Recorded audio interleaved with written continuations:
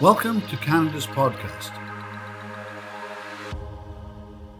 Bonjour, ici Sylvie pour le Canada's podcast pour la province de Québec. Donc oui, effectivement, je précise la province parce que c'est un réseau canadien. On a la chance d'avoir des différents hôtes qu'on appelle dans le domaine partout dans la province. Donc si c'est la première fois que vous nous écoutez, sachez que tous les épisodes sont disponibles évidemment sur le site web du Canada's podcast, mais aussi sur toutes les plateformes de diffusion. Et vous pouvez nous voir la binette, pour ceux qui nous écoutent, exemple sur Spotify, sur YouTube.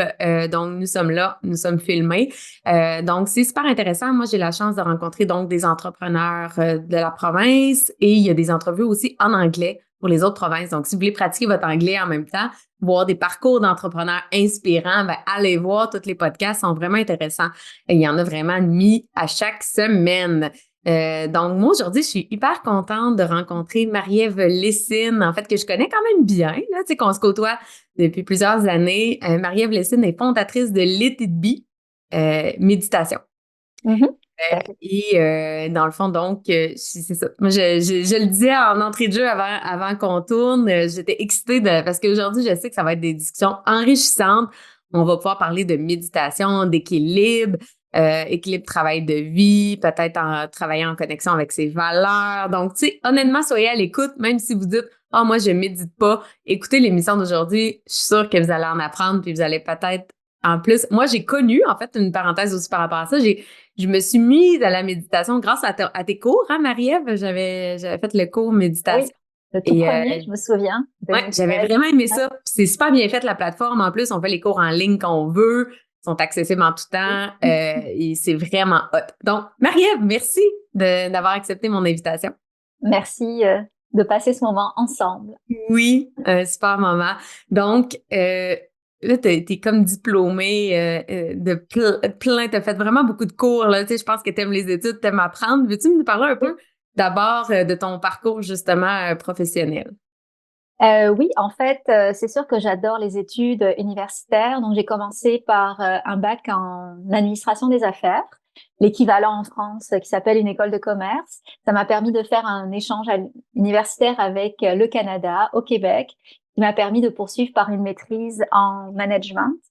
Et par la suite, je me suis vraiment spécialisée en santé psychologique au travail. J'ai travaillé 10 ans dans une chaire de recherche en santé psychologique au travail, ce qui m'a permis de faire beaucoup de constats et qui m'a aussi permis de vouloir approfondir certains aspects plus de la psychologie et pas de la psychologie d'entreprise, mais plus la psychologie individuelle. J'ai poursuivi par une maîtrise en counseling orientation, qui m'a permis d'avoir le titre de conseillère d'orientation, même si je fais pas d'orientation de manière classique. Je fais plus de la consultation en entreprise. Et je poursuis depuis quelques années par une autre maîtrise, cette fois-ci pour vraiment approfondir la question de la conscience et de la pleine conscience à l'UQAM cette fois-ci, qui est une maîtrise en sciences des religions. Et mais avec un accent quand même très très laïque. Et c'est ça, ce sera ma troisième maîtrise que j'ai terminée en 2026. C'est ça. Oui. Et, au niveau, tu sais, puis là, t'es entrepreneur, tu sais, t'as fondé justement ton entreprise. Est-ce que tu savais, tu sais, t'as fait quand même un bac en commerce, tu disais, là, tu sais, ça fait. T'as toujours su que tu t'en allais entrepreneur ou non? Comment ça s'est passé? Tout. En fait, pour rien te cacher, mon bac en commerce, c'était peut-être une demande de mes parents, dans le sens où c'est comme dans leur vision à eux. C'était, tu peux pas réussir dans la vie si t'as pas un bac en administration, si tu fais pas une école de commerce. C'était comme leurs croyances, leurs prérequis. Puis, plus précis que ça, fallait que je fasse aussi finance. Une fois que tu as compris ça, tu peux tout faire dans la vie. Donc, j'ai répondu à leur demande. Bon, tu sais, je trouvais ça super, faire une école de commerce, un bac en administration, c'était complet. Mais j'ai fait finance pour leur faire plaisir, mais je me suis fait aussi plaisir. Donc, j'ai fait une double majeure et finance et ressources humaines, santé au travail. Donc, tu sais, j'ai comme combiné j'ai pris ma place, mais j'ai quand même fait plaisir. Donc, tu sais, j'avais la charge de travail du double de mes collègues à l'époque. Donc, mais ça m'a permis, je regrette absolument pas parce que je pourrais être dans un monde où je suis plus dans des connaissances techniques, c'est sur la méditation, la psychologie ou autre. Mais là, j'ai eu toute la compréhension de la structure d'une entreprise, de ses besoins. Donc, il y a comme une vision très large de l'entreprise qui m'est arrivée quand j'étais très jeune et qui a fait en sorte que plus tard, quand j'ai créé mon entreprise, il n'y avait pas de considération ou de problème à comprendre un bilan, à poser la question des processus d'affaires. Même nous, ensemble, quand on fait un travail légal, ben, tu sais, j'ai quand même un arrière-plan, une compréhension de qu'est-ce qui se passe grâce finalement à ces premières études. Mais jamais à l'époque, je pensais m'en servir pour pouvoir avoir ma propre entreprise. Je pensais le mettre au bénéfice de quelqu'un dans mon travail. Ouais. Et je trouve qu'en fait, ces études-là nous permettent d'être dégourdis. C'est comme quelque chose où tu comprends des rouages qui sont invisibles sur les structures, sur comment fonctionne une entreprise. Et quand tu comprends comment fonctionne une entreprise, il y a plein d'autres choses que tu peux comprendre, comment fonctionne une association. C'est des choses. Donc, je trouve que c'est vraiment une très, très bonne formation. Et tes parents, eux, est-ce qu'ils sont entrepreneurs, tu sais, de te forcer, te recommander fortement d'aller en commerce, en finance? Est-ce qu'ils œuvraient dans ce milieu-là ou pas du tout? Non, ma mère était dans le monde du droit. Mon père était, il était en gestion aussi, directeur dans une entreprise. Mais non, ils n'étaient pas du tout entrepreneurs. OK. Ah. Et pour tout te dire, moi, le mot entrepreneur, tu sais, je le vois pas au sens dur du terme. Je le vois comme plus une façon de s'exprimer et d'œuvrer pour créer quelque chose qui vient vraiment apporter ton message. Donc, tu sais, le mot, sans y résister, je trouve qu'il y a comme quelque chose où parfois, on dit entrepreneur s'il nous met dans une case à part, alors que c'est juste une façon extrêmement simple et compliquée en même temps, mais de s'exprimer dans qu'est-ce qu'on veut faire. Et je le vois autant dans ton entreprise, tu sais, où tu as mis tes couleurs, les valeurs, si tu me permets de regarder juste tes valeurs d'entreprise, tu as créé ton entreprise qui ressemble à nulle autre pareil. Et toi, tu t'exprimes dans cette entreprise-là. Moi aussi, je m'exprime. Et donc, c'est comme juste un vecteur où on peut encore plus s'exprimer peut-être que la moyenne. Ben, clairement. Ben oui, parce que c'est vrai quand tu fondes ta propre entreprise, c'est comme tu l'as si bien dit, tu la mets à tes couleurs, tu vas mettre des modes de fonctionnement qui te représentent, qui représentent tes valeurs aussi, tu sais. Oui. Puis c'est vrai, on avait déjà parlé de ça, tu sais. C'est vrai qu'il y a des gens qui vont voir un côté négatif à l'entrepreneuriat ou t'es capitaliste aussi, mais tu sais, une entreprise peut avoir des valeurs très sociales quand même sans être un organisme sans but lucratif. On peut avoir c'est comme, tu sais, Vigie, on donnait $1 à des causes aux causes de notre choix, dans le fond, aux causes des choix des employés. Tu sais, on s'implique, on donne de l'information beaucoup. Tu sais, une entreprise peut avoir des très belles valeurs. Puis je pense que tu es un exemple d'un entrepreneur avec des très belles valeurs aussi. L'équitation, je vois ta photo justement en arrière. Tu sais, ça, c'est intervenu quand dans ta vie? Puis quelle place ça a aujourd'hui? L'équitation, j'ai commencé quand j'avais 12 ans, donc j'en ai 44 à la fin de l'année. Donc, ça a quand même une grosse place dans ma vie. J'ai un cheval et je trouve que c'est une grande métaphore. Tu sais, tous les grands... moi, je suis française, c'est sûr. Puis quand tu regardes, on a eu beaucoup d'hommes politiques qui étaient aussi des cavaliers ou des hommes de l'armée qui étaient des cavaliers. Il y a beaucoup de métaphores à faire entre la pratique de l'équitation, le dialogue avec son cheval, dans le subtil, dans l'invisible, l'équilibre, et la profession ou l'entrepreneuriat. Donc, ça prend une grande place dans ma vie. Il y a beaucoup de liens à faire, justement, je trouve, entre les deux pratiques. With over 700 episodes and 500 news articles, we are your go-to source for all things entrepreneurship. CanadasPodcast.com, subscribe now. Mais puis comment? C'est en France que justement... C'est quand que t'es arrivé au Québec? Hein? T'avais quel âge quand t'es arrivé au Québec? J'avais 22 ans, je pense. OK. Ouais. Fait que ça faisait 10 ans à peu près là, que tu faisais de l'équitation en France. Est-ce que c'est plus accessible? Parce que maintenant, moi, l'équitation, je vois ça comme la haute bourgeoisie. En fait, je crois que c'est pire en France. En France, c'est vraiment la haute bourgeoisie qui monte à cheval. Peut-être ça s'est démocratisé depuis 20 ans. Ici, j'avais l'impression que c'était beaucoup plus accessible. OK. En fait, ça dépend toujours ce que tu fais. Moi, je fais de la randonnée, donc c'est quand même très, très accessible, des expéditions. Donc, c'est pas des concours hippiques où tu vas...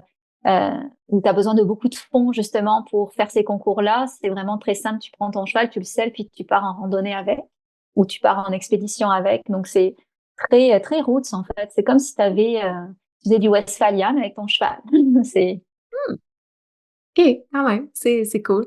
Puis au niveau, là, on a parlé, bon, commerce un peu avec le côté entrepreneurial, on a parlé de la psychologie au travail, ça, c'est hyper intéressant, là. J'aimerais ça qu'on y revienne, mais tu sais, d'entrée de jeu, j'ai parlé de la méditation. C'est quand que la méditation est arrivée dans ta vie? Ouais, est arrivée très tôt dans ma vie Ouais. et c'est comme si à chaque fois elle se renouvelait ou elle se réinventait. Donc, tu sais, ma mère m'a montré à me relaxer avec des techniques quand même quand j'étais assez jeune.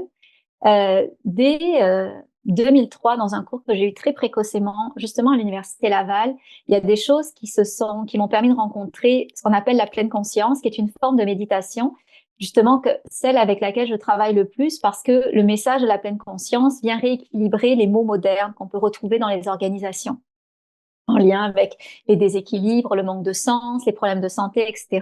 Et donc, ce monde-là, la pleine conscience, je l'ai rencontré en 2003. Et c'est à partir de là où j'ai vraiment puisé finalement toute sa richesse et j'ai vu la transformation que ça pouvait m'apporter à travers une pratique qui était au départ modeste puis qui a grandi par la suite. Et donc, ça, c'était vraiment une première rencontre. Puis, au fil du temps, en m'intéressant à ça, j'ai fait des extrêmement belles rencontres, ponctuées peut-être d'année en année euh, jusqu'à finalement me faire quand même un bon réseau aussi dans le monde de la méditation professionnelle où je suis toujours alimentée par des personnes qui pensent ce monde-là et qui fait en sorte que je peux me mettre toujours à jour puis avancer aussi dans ma propre connaissance, apporter mes propres contributions à travers les recherches que je fais aussi à l'UQAM. Donc c'est ça, c'est un compagnon un peu comme l'équitation. Tu as touché un peu les deux sphères de ma vie qui ont toujours été mes grands alliés, la pleine conscience et les animaux en général. Ouais. Oui, oui, oui. Puis tu sais, qu'est-ce que ça t'a apporté, si c'est pas trop indiscret, la méditation dans ta vie pour que tu ailles le goût, tu sais, je veux dire, c'est correct on peut Ouais. aimer quelque chose, mais de dire qu'on en fait quand même une profession, une grande partie de ton entreprise est basée là-dessus, là. Fait que, tu sais, qu'est-ce que ça t'a amené à toi, concrètement, comme bénéfice? Oui, c'est une bonne question. C'est que souvent, on va chérir quelque chose qui va nous faire du bien. Et souvent aussi, on va chérir quelque chose qui va être la réponse à nos douleurs intérieures. Moi, j'étais quelqu'un qui était plutôt toujours un peu sur le qui-vive. On peut appeler ça l'anxiété. À certains moments, j'en ai fait aussi. Mais tu sais, dans une façon d'être un peu stressée à la vie, sérieuse, vouloir bien faire les choses. Donc, une forme finalement une posture par rapport à la vie qui n'était pas détendue. Je pense que la méditation m'a permis de me détendre et en me permettant de me détendre, d'être plus dans le flot de la vie, ça m'a aussi permis de me reconnecter à moi-même et de savoir qui je suis. Quand tu fais ce travail-là, de te regarder dans qui tu es, tu te découvres et tu découvres que t'es pas pareil que les autres. La portion d'après, c'est la méditation t'amène à être capable de ressentir que tu as suffisamment de ressources intérieures pour t'assumer dans qui tu es. Donc, le mouvement que ça m'a permis de faire, c'est à la fois un mouvement où ça m'a calmé, le pompon, puis ça m'a aussi permis de me reconnecter à moi-même et de davantage aimer qui je suis pour être capable, c'est quand même osé en 2016 de créer une entreprise de méditation pour les entreprises, de vouloir redonner tous ces bienfaits-là, mais de façon packagée pour que ce soit extrêmement laïque et formateur pour les entreprises. Mais tout ce chemin-là, ça m'a vraiment transformée intimement. Et aujourd'hui, je suis capable de non seulement facilement en parler, mais aussi l'assumer, ce message-là, parce que j'y crois.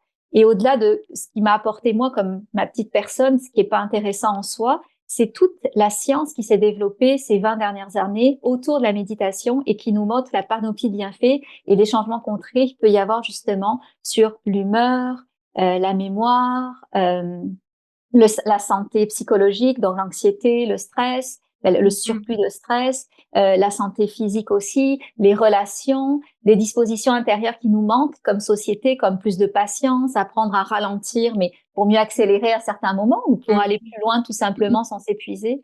Donc tout ça, un peu tout ce qu'on voit dans la littérature qui est comme des bienfaits de la méditation, je les ai expérimentés.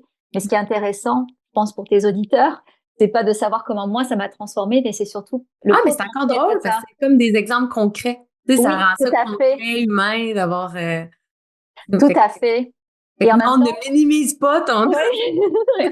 ton parcours, ton expérience. Mais non, Ouais. mais tu sais, ça fait un témoignage. Puis, regarde, moi, mon Ça, c'est vrai. témoignage, moi, quand j'avais suivi ta cours de formation sur la méditation, ce qui m'avait le plus marqué, c'est l'exercice. Je sais que je te l'ai déjà conté, mais l'exercice de t'avais un exercice qu'il fallait noter comment on se sentait dans différentes heures de la journée. Oui. Puis moi, ça l'a changé ma vie, là, cet exercice-là, parce que avant, j'étais une fille qui était très... j'ai vu une émotion, que ça soit une frustration, une tristesse, peu importe, j'avais tout le temps l'impression qu'il fallait que je le règle tout de suite. Puis que Ouais. sinon, si je prenais pas action de Oui. cette émotion-là, j'avais l'impression qu'elle passerait pas l'émotion.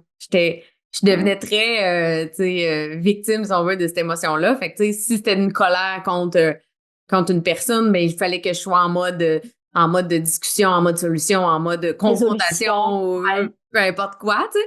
Puis en faisant cet exercice-là, je m'étais rendu compte que, tu sais, c'était au travail, puis il m'était arrivé, mettons, une irritation le matin, puis j'avais pas pu la gérer, puis c'était pas si grave, mais en faisant « Ah, à midi, je l'ai même plus, cette irritation-là. » Eh ben, ça a été très marquant pour moi, ça, de me rendre compte. Puis je dis pas qu'il faut cacher l'émotion puis pas y revenir. Non, mais tu l'as quand même ressenti, tu lui as donné un espace, mais t'es pas Oui. obligé de prendre action, la ressentir suffit. Puis C'est ça. de ce que tu m'avais confié à l'époque, c'est qu'il y avait une phrase qui t'avait beaucoup marqué de Christophe André, qui est un médecin psychiatre français qui s'intéresse à la pleine conscience. C'est on peut pas quitter un endroit où n'a pas accepté d'aller. De même, on ne peut pas se débarrasser d'une souffrance qu'on n'a pas accepté de ressentir. Et c'est un peu ça ce que tu as fait, c'est que tu prenais le temps de la ressentir, mais là, tu pouvais pas prendre action ou la résoudre dans le moment. Et tu voyais que finalement, ressentir suffit sans Exact. être plus dans l'action et dans le contrôle finalement de comment s'en débarrasser. Ouais. Exact. Tu sais, c'est quand même majeur. Puis t'es bonne de te souvenir mais c'est vrai que la citation Bien. est très marquante. Je trouve que c'est bon. Puis je trouve que je pense que corrige-moi si je me trompe, mais c'est un peu ça aussi, la méditation, c'est de ressentir les choses, mais justement, en les ressentant, ça remonte, puis tu te donnes l'espace pour les ressentir aussi versus être toujours dans l'action, tu sais, les gens qui se noient dans les amis, la musique, le travail, puis qui Oui. prennent pas de temps pour ressentir, là, j'imagine que beaucoup de Ben gens, oui. c'est ça le problème, ben pas le problème, mais le défi, l'enjeu qu'ils ont. Tout Ouais. à fait. Ouais. Juste pour rebondir là-dessus, en fait, c'est comme si on était habitué à gérer et à contrôler les choses. Et on a l'impression que si on le contrôle pas, les choses ne vont pas soit arriver, soit on va pas avoir les réponses. Comme si finalement le contrôle qu'on a au travail parce qu'on doit gérer des choses était comme le reflet de toute notre vie. Mais ce qu'on sait, c'est que et c'est Jung qui le disait, donc c'est-à-dire un vieux psychiatre suisse, tu sais, qui a beaucoup transformé le visage de la psychologie, qui disait qu'en fait, l'homme complet pense et ressent. Et on a beaucoup misé sur la pensée, le contrôle, mais on a atrophié le ressenti, qui est une autre forme d'intelligence. Et on sait maintenant, avec les recherches en neurosciences, que dans ce ressenti, il y a des réponses. Les réponses qu'on cherche sur des décisions qu'on veut prendre, des intuitions qu'on aimerait avoir pour prendre des tournants dans notre entreprise, ou même juste des intuitions pour tu le sais, puis on l'a tous vécu, mais des intuitions, quand tu laisses un espace, tu sens que tu as une vérité différente sur ce que tu perçois intellectuellement d'une personne. Tu peux dire, ah, c'est bizarre, mais avec cette personne-là, je trace pas. Je sais pas pourquoi je trace pas. Mais tu peux, alors que ta tête te dit, mais oui, vas-y. Et donc, tu peux comme laisser cet espace-là aussi te donner une réponse, puis après arbitrer entre ce que va dire ta tête et ton ressenti. Puis c'est ça que nous permet peut-être la méditation qu'on n'a pas avec d'autres pratiques, c'est de se rebrancher à ce ressenti-là. Et on ne dit pas qu'il faut lui donner tout l'espace, on dit juste qu'il faut lui redonner une tribune. Ouais. Moi, ça, c'est un de mes défis, ben, un peu moins pire maintenant, mais ça a été un défi longtemps aussi de reconnaître c'était quoi ma véritable intuition. Parce qu'on dirait que t'as les peurs qui rentrent là-dessus, t'as Oui. justement, comme tu dis, un peu le contrôle que des fois, tu veux tellement que quelque chose marche que tu viens, on dirait, Oui. plus écouter, soit tu l'écoutes pas ton intuition ou tu la confonds avec une pensée autre, mais moi, c'est quelque chose que, ben, c'est sûr, je travaille encore beaucoup là-dessus parce que moi, je suis une fille qui est anxieuse, j'ai beaucoup de peur quand même, fait que des fois, je me dis, coudonc, c'est-tu mon intuition qui me dit de pas aller à droite ou c'est Ouais. mes peurs? Puis j'imagine qu'à ce moment-là, c'est de prendre une pause, un pas de recul et Tout à fait. mieux ressentir, dans le fond.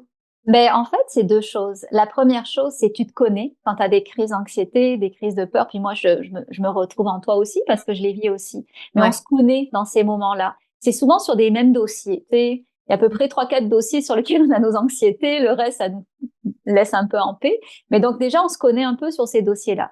L'autre chose, c'est que les peurs, ça va être beaucoup dans la tête, ça va être beaucoup sous forme de pensée. L'intuition, elle va plus être au niveau du corps, corporel. Donc au niveau peut-être C'est expliqué scientifiquement dans le sens où on a des neurones dans le ventre et ces neurones finalement ont une forme d'information qui sont reliées à une partie très primitive de notre cerveau qui est un peu le siège de l'intuition. En tout cas, qui est une partie d'information qu'on peut appeler qui est en lien avec l'intuition.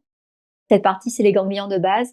Et donc, l'information en lien avec l'intuition, elle est plus renvoyée dans notre corps au niveau du ventre, donc du gut. C'est le gut feeling dont on parle.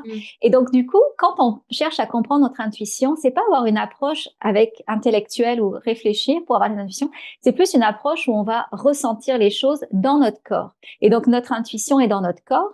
En faisant ça, notre travail, ça va être de calmer un peu nos pensées pour mettre de côté qu'est-ce qui est plus de l'ordre de la peur, de l'anxiété, et puis voir comment réagit notre corps par rapport à cette intuition-là. Qu'est-ce qui nous chuchote finalement? Et c'est pour ça que la méditation, c'est le calme qu'on crée autour de soi et en soi, mais aussi la posture qui nous permet de plus nous approcher en pleine conscience, c'est-à-dire sans jugement, en apprenant à observer, ça va nous laisser remonter certaines informations sur cette intuition-là. Mm-hmm. Et on sait aussi que les peurs en affaires, il y a l'anxiété, il y a la peur, qui peut être un monde, mais il y a aussi les peurs qui nous montrent la direction. Parce que parfois, quelque chose qui fait peur, il y a comme un désir d'avoir quelque chose de plus grand derrière ou quelque chose qui va plus nous nourrir derrière. Donc une peur, elle n'est pas forcément mauvaise et elle peut être aussi concomitante avec notre intuition parce que ce qui vaut la peine, souvent, ça nous fait peut-être un petit peu peur. Ouais, c'est vrai, t'as raison. C'est un bon point parce que c'est vrai que je lis beaucoup, toi aussi, évidemment. Ouais. On a parlé d'entrée de jeu déjà avec juste tes études, mais t'aimes lire, j'aime lire. Puis c'est vrai que j'ai lu beaucoup là-dessus aussi sur le fait que les émotions, il n'y a pas d'émotions négatives ou positives. C'est des messagères, exactement. C'est des messagères. On dirait qu'on les émotions négatives, on les veut pas, on veut les tasser. Mais il y a un message, effectivement.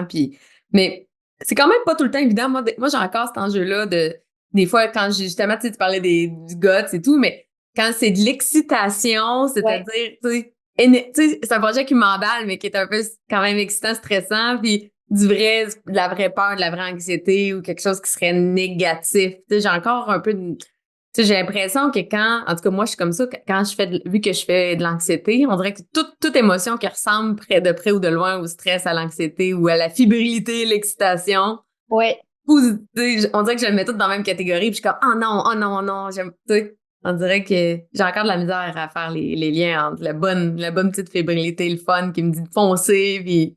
Je comprends. Ouais, c'est pas évident. Et en même temps, tu pourras en faire l'objet de méditation. C'est juste regarder à chaque fois puis prendre des notes pour mieux te connaître, un peu comme tu l'as fait avec tes émotions.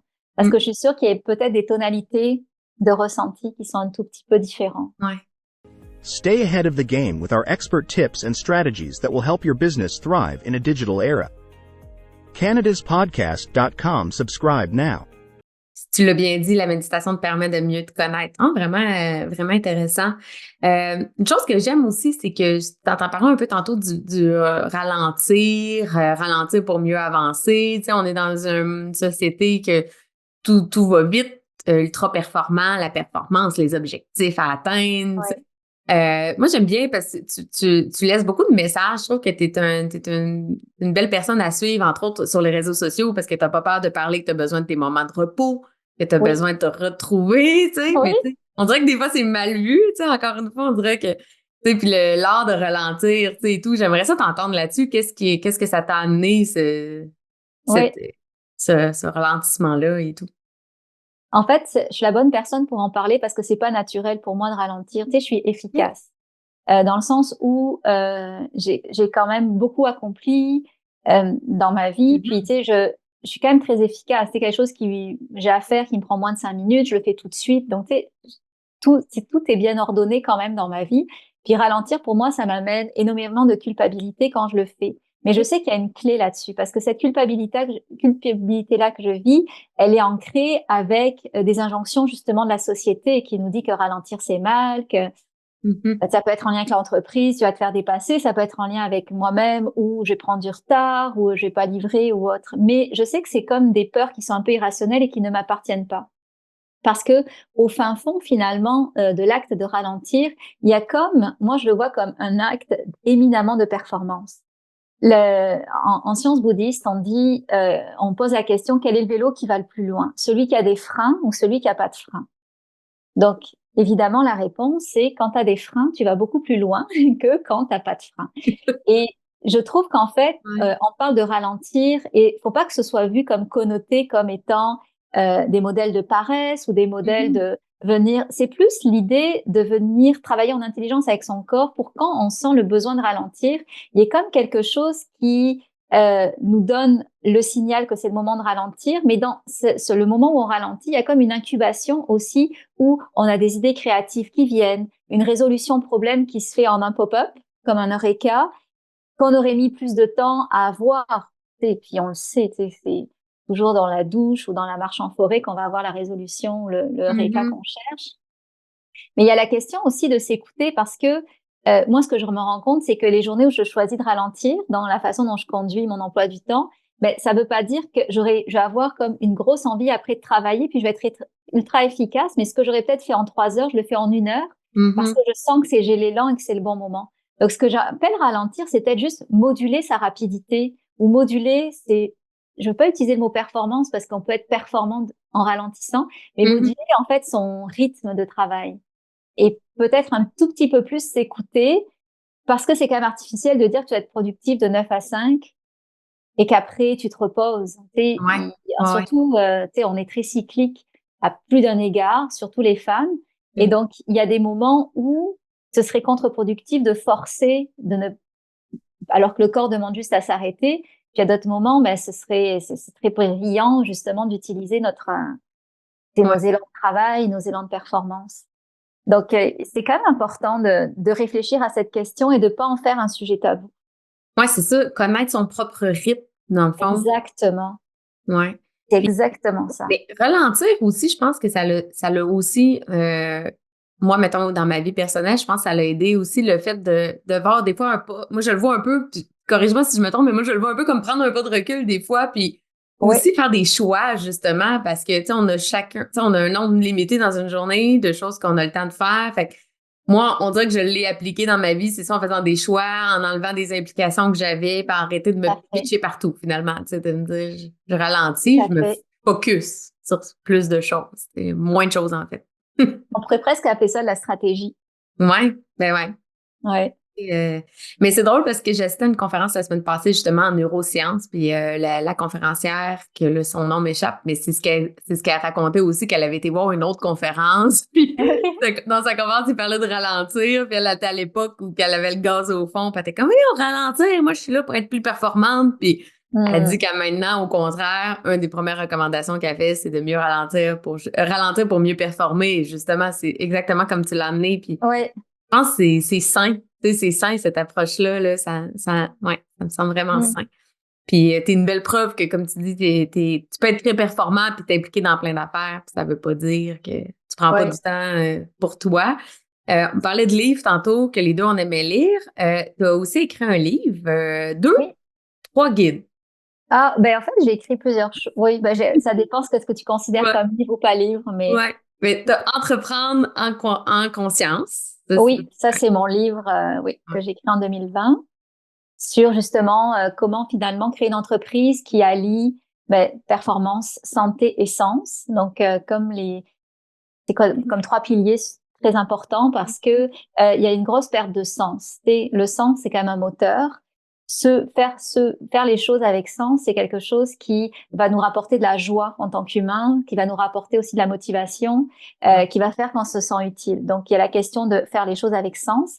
La petite sœur du sens, c'est la santé, parce que quand tu fais les choses avec sens, ta santé est plus préservée. Puis, il y a la question aussi de créer une entreprise, c'est qui soit rentable et qui fonctionne dans notre société. Donc, c'était un peu les 3 piliers avec lesquels j'avais envie de faire passer mon message là.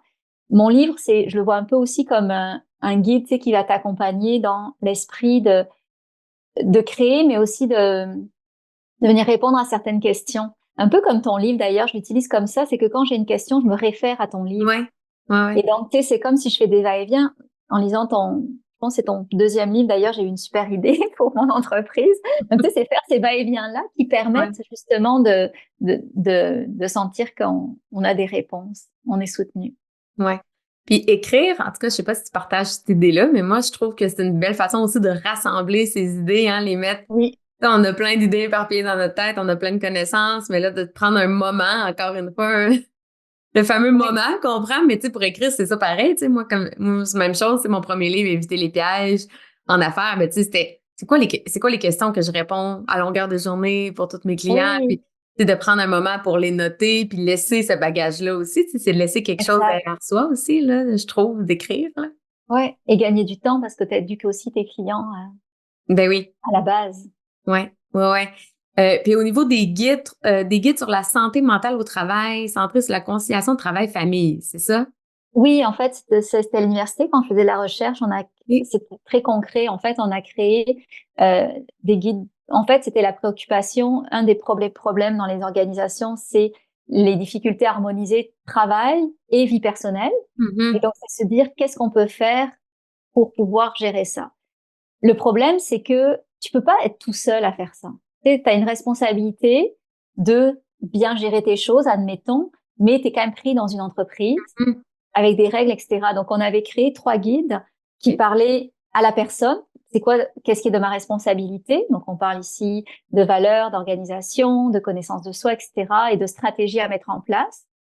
Donc, Mhm. c'était l'idée de vraiment outiller, orienter les personnes. Mais il y avait aussi l'organisation. Il faut qu'elle change parce que si Ben tu n'as ouais. pas minimalement le soutien de ton gestionnaire quand tu demandes à partir un peu plus tôt et qu'il te fait sentir très mal que tu Mhm. partes un peu plus tôt cette fois-là. Quand je travaillais en finance à Paris, il y a vraiment super longtemps, il y avait quelqu'un qui avait un problème de gardienne, puis il partait tous les soirs à 5 heures. Et donc là, chaque fois, c'était la blague de son gestionnaire. Ah, tu prends ton après-midi? Parce qu'on Ah. travaille peut-être un peu plus. Donc chaque semaine, donc ce qu'il avait fait finalement, c'est qu'il avait pris une journée de congé, puis il l'avait splitté sur sa semaine entre 5 et 7 pour pouvoir partir plus tôt sans qu'on lui fasse une remarque. Donc Ouais. on comprend que lui avait plein de stratégies peut-être pour s'organiser, mais là, il buté contre une contrainte organisationnelle. Donc le deuxième guide, c'est qu'est-ce que peut faire l'organisation pour créer un Mhm. milieu qui puisse aider à l'harmonisation travail personnel. Et le troisième guide, c'est pour les syndicats, parce que eux aussi, dans les organisations syndicales, il y a un rôle à jouer, un rôle de Ouais. protection à jouer. Donc c'était cet esprit-là OK. qu'on OK. avait écrit. Ouais, c'est vraiment intéressant. Puis ces guides-là, est-ce qu'ils sont disponibles au grand public? Je pense que oui. En fait, ils étaient faits avec l'Université Laval, donc ils doivent être en vente chez Zone à l'Université Laval, qui est comme l'entreprise de livres et papeterie de l'université. Et je pense que Mhm. maintenant, ils sont en version électronique. Donc oui, je pense qu'ils sont OK. disponibles. Parce que c'est vraiment intéressant. Puis mettons, au niveau de la santé psychologique, c'est quoi un peu les principaux enjeux? Tu sais, là, tu as parlé de Ouais. situation travail-famille, mais j'imagine qu'il y a tout le temps un peu les cinq, Oui. six mêmes enjeux. Ça ressemble à quoi, mettons? Ben, en fait, le premier enjeu, si on les classe un petit peu, le premier enjeu, c'est souvent la surcharge de travail. Mm. Donc, il peut être autant quantitatif que qualitatif, tu sais, parce que tu peux avoir une charge de travail normale, mais si, par exemple, le cas d'un de tes clients te roule dans la tête toute la soirée, puis que ça pourrit ta Mm. soirée à cause de ça, que ça te déprime à cause de ça. Donc, il y a un peu les exigences du travail et que tu fais pas juste en termes de quantité, mais aussi en termes de qualité. Donc, ça, Ouais. c'est la première chose. Premier enjeu, la surcharge de travail. Deuxième enjeu, c'est toute la question de la reconnaissance au travail, Mm. le manque de reconnaissance. Mhm. C'est fondamental parce que c'est comme si quand tu n'étais pas reconnu, tu perdais toute estime de toi, tu perdais toute motivation. Tu t'essoufflais parce que tu n'as pas de repère pour savoir si tu fais assez, si tu fais bien, si tu dois en faire plus ou autre. Donc, il y a vraiment, tu veux stresser quelqu'un, tu lui donnes pas de reconnaissance. Et ce qui est beau là-dedans, avec juste ce que je t'ai dit, il y a des modèles qui ont démontré ce qu'on appelle le déséquilibre effort-reconnaissance. Mm. C'est-à-dire que plus tu vas donner la reconnaissance à ton employé, à ton collègue et même à ton associé, tu sais, c'est pas Mhm. l'apanage des employés dans la reconnaissance, mais plus tu donnes la reconnaissance, plus la charge de travail subjective va être légère. Donc, un employé peut abattre beaucoup plus de travail s'il est reconnu parce qu'il va se sentir, tu sais, comme surfer et être bien sur sa vague de travail. Alors que s'il n'a pas de reconnaissance et une surcharge de travail, ça l'amène en détresse psychologique. Ben, il y Mm. a toute la question justement de l'harmonisation travail-vie personnelle, mais qui est gros. Enfin, c'est une grosse question parce qu'on parle de justice organisationnelle, on parle de soutien. En OK. fait, une des choses sur lesquelles on devrait se pencher le plus dans les organisations, c'est la question du soutien. Est-ce que Mhm. l'employé se sent soutenu? Puis se sentir soutenu, c'est profond. Tu sais, c'est pas Mhm. juste, ah oui, ma porte est ouverte. Non, c'est c'est ça. quel type de soutien. Tu sais, il y en a qui ont besoin de soutien matériel, d'autres c'est du soutien informationnel, d'autres ça va être du soutien moral, d'autres ça va être ce qu'on appelle un soutien plus de type reconnaissance. Et donc ça crée le ciment parce que c'est à travers ça qu'on crée les relations. Mais s'il n'y a pas de soutien, c'est chacun pour soi et là tu mets quelqu'un en détresse. C'est ça, j'ai aimé comment tu l'as amené, tu l'as dit, l'employé se sent-il soutenu, c'est son ressenti, comme tu dis, c'est pas Oui. est-ce qu'il est soutenu par le boss que lui, comme tu dis, lui donne une formation à l'entrée, puis ma Oui, porte est c'est ça. ouverte, puis that's it. Tu sais. Oh, c'est Mais c'est une intéressant. responsabilité partagée. Tu dois manifester tes demandes, mais à côté de ça, le boss ou le collègue doit Mhm. aussi être à l'affût de c'est quoi le soutien. Donc, tu sais, là, on en a vu quelques-uns, mais après, ils peuvent se recouper. Tu sais, j'ai parlé de justice organisationnelle parce que l'harmonisation travail-vie personnelle, ça en regroupe énormément par rapport à ça. Oui. Mais vraiment, vraiment intéressant. Euh, c'est quoi ton livre préféré? Bonne question. En fait, j'en ai plusieurs. Et en fait, un livre qui donne espoir. Bon, c'est pas un livre du tout business, d'accord? Mais c'est une biographie, tenez-vous bien, d'une esclave africaine qui est devenue sainte en Italie. Oh shit!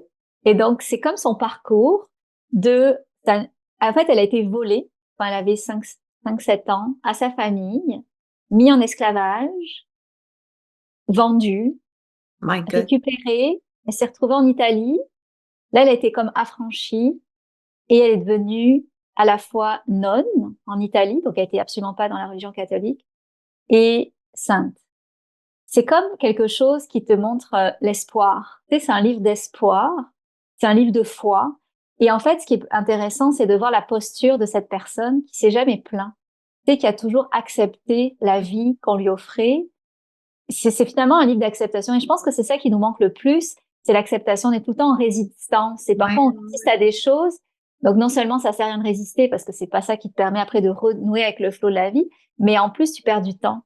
Mm-hmm. Après, c'est comme l'apogée ouais, ça Hey, s'appelle wow! Bakita, c'est ça, j'ai pas donné le nom, c'est Bakita.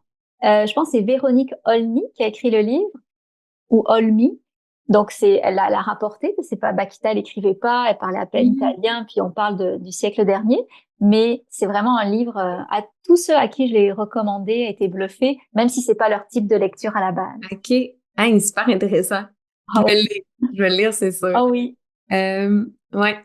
C'est quoi ta plus grande fierté? Bonne question. Ma plus grande fierté. Faut que je te fasse travailler un peu les ménages, là. Oui, exact, parce que je m'attendais pas à ces questions-là. Et c'est dur de reconnaître ses fiertés. Mais je pense, en fait, je vais partir d'un exemple concret, puis après, je vais faire comme du méta, tu sais, c'est quoi ma fierté? C'est de moins m'en faire. Je vais donner un exemple. Ma jument était malade et en fait, elle a comme eu plein de maladies. Un cheval, tu sais, c'est malade, mais déjà, la médecine vétérinaire a ses limites parce que le vétérinaire vient à l'écurie, donc tu sais, t'as pas tout l'attirail que quand tu l'amènes à l'hôpital et tu peux faire des tests. Donc, tu sais, c'était très, très limité. Mais ma fierté là-dedans, c'était de mettre une distance, d'accepter qu'elle était malade et de pas en faire un problème.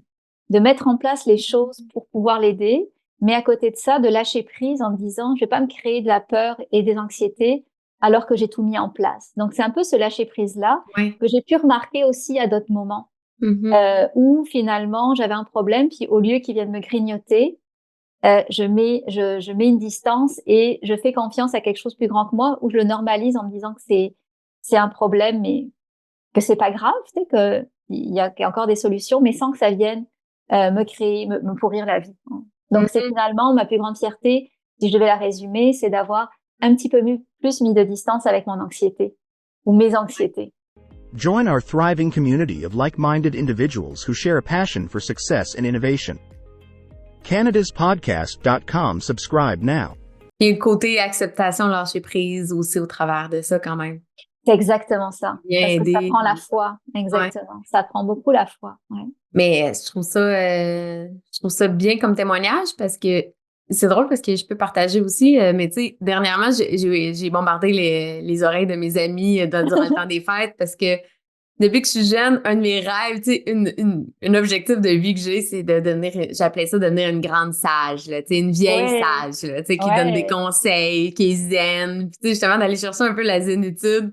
Quand on est anxieux, on veut aller chercher, je pense, cette zénitude-là. Puis, dans le temps des fêtes, ce que je dis à mes amis, c'est qu'on dirait que ce qui m'a beaucoup aidé à relativiser, tu sais, à prendre un pas de recul des événements qui peuvent m'arriver dans ma vie, c'est d'avoir des bases que je suis hyper reconnaissante. Tu sais, la gratitude, pour moi, oui, c'est vraiment une clé, là, tu sais.